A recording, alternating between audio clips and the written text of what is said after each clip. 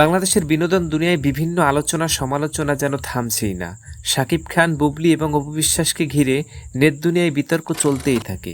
তারই মাঝে শাকিব খানের নতুন মুভি সোলজার নিয়ে বিস্ফোরক মন্তব্য করে বসলেন ইধিকা পাল। ভাই ভাই ভাবি তো একই আহ, একই একই রস্সির হিস্সা আমরা অ্যাকচুয়ালি। সো আমরা একইভাবে এতদিন ধরে থেকেছি, যেভাবে থেকেছি সেভাবেই আবারও আমরা থাকতে চাই। ইধিকা পাল বলেন, আমাকে না জানিয়েই শাকিব খান সোলজার সিনেমায় চুক্তিবদ্ধ হয়েছে, এটা আমি একদমই মেনে নিতে পারি না। শাকিব খান এবং আমি যেভাবে জুটি বেঁধে দর্শকের মাঝে বরবাদের মতো সেরা সিনেমা উপহার দিয়েছি, সেভাবে সোলজারেও তার সাথে জুটি বেঁধে সেরা সিনেমা উপহার দিতে চাই।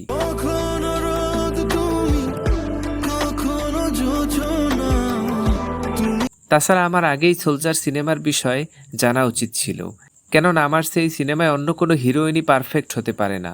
এখন যেহেতু জেনেছি, সেহেতু সোলজারে আমি অভিনয় করেই ছাড়ব।